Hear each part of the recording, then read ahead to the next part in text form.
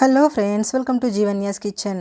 Friends, இன்றைக்கி நம்ம கருணக்கிழங்கு வச்சு ரொம்ப சிம்பிளான முறையில் நல்ல டேஸ்டியான ஒரு புளிக்குழம்பு எப்படி செய்கிறதுன்னு பார்க்க போகிறோம். சூடான சாதத்தோடு இந்த குழம்பு சேர்த்துட்டு கொஞ்சமாக நல்லெண்ணெய் சேர்த்து சாப்பிட்டு பாருங்கள். டேஸ்ட் அட்டகாசமாக இருக்கும். இது எப்படி செய்கிறதுங்கிறத பார்க்குறதுக்கு முன்னாடி நம்ம சேனல் ஜீவன்யாஸ் கிச்சனை மறக்காமல் சப்ஸ்கிரைப் பண்ணி பக்கத்தில் இருக்க பெல் சிம்பிளையும் கிளிக் பண்ணிக்கோங்க. இந்த குழம்பு செய்ய நான் இன்றைக்கி நல்லா பிடிக்கரணையாக எடுத்துகிட்டு நல்லா கழுவி எடுத்திருக்கேன். இதே குழம்பை இதே மெத்தடில் நீங்கள் சட்டி கருணை இல்லைனாக்கா சேப்பங்கிழங்கு வச்சு செய்யலாம். இப்போ இந்த கிழங்கை அப்படியே குக்கரில் சேர்த்துக்கோங்க. கூடவே அது மூழ்கிற அளவுக்கு தண்ணி சேர்த்துருங்க.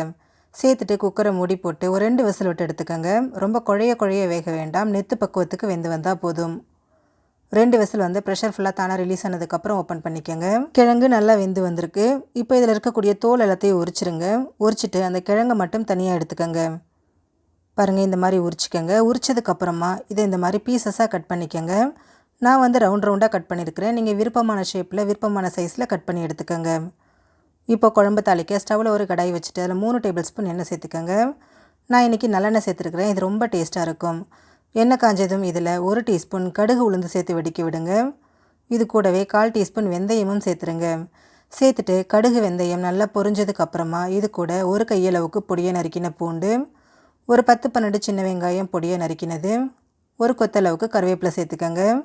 சேர்த்துட்டு வெங்காயம் நல்லா சாஃப்டாகி கண்ணாடி பதம் வர அளவுக்கு இதை நல்லா வதக்கி விடுங்க. பாருங்கள், வெங்காயம் இந்தளவுக்கு நல்லா வதங்கி வரணும். இப்போ இது கூட மீடியம் சைஸில் 2 தக்காளியை கட் பண்ணி இது கூட சேர்த்துக்கோங்க. கூடவே 1 டீஸ்பூன் உப்பு சேர்த்துருங்க. சேர்த்துட்டு தக்காளி நல்லா மசிஞ்சு குழையிற அளவுக்கு இதை நல்லா வேக விடுங்க. பாருங்கள், தக்காளி நல்லா மசிஞ்சு குழைவாக வந்திருக்கு. இப்போ இது கூட 1/4 டீஸ்பூன் மஞ்சள் தூள், 1 டீஸ்பூன் தனி மிளகாய் தூள் சேர்த்துக்கோங்க. சேர்த்துட்டு இதை எண்ணெயிலேயே நல்லா பொரிய விட்டுருங்க. இந்த மாதிரி மிளகாய்த்தூள் மஞ்சள் தூள் 2ஐயும் எண்ணெயிலேயே பொரிய விடும்போது குழம்புக்கு நல்ல ஒரு கலரும் நல்ல ஒரு ஃப்ளேவரும் கிடைக்கும். பாருங்கள், நல்லா பொரிஞ்சு வந்திருக்கு.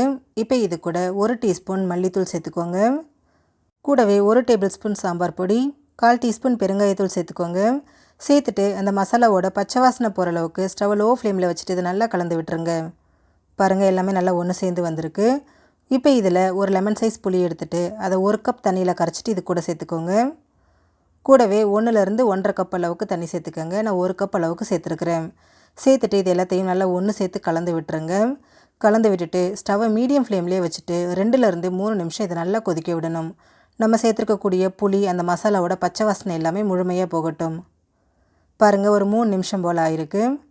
குழம்பு நல்லா கொதிச்சு வந்திருக்கு. அந்த புளியோட பச்சை வாசனை எல்லாமே நல்லா போயிடுச்சு. இப்போ இது கூட நம்ம ஏற்கனவே வேக வச்சு கட் பண்ணி வச்சுருக்கக்கூடிய கருணக்கிழங்கு இது கூட சேர்த்துக்கோங்க.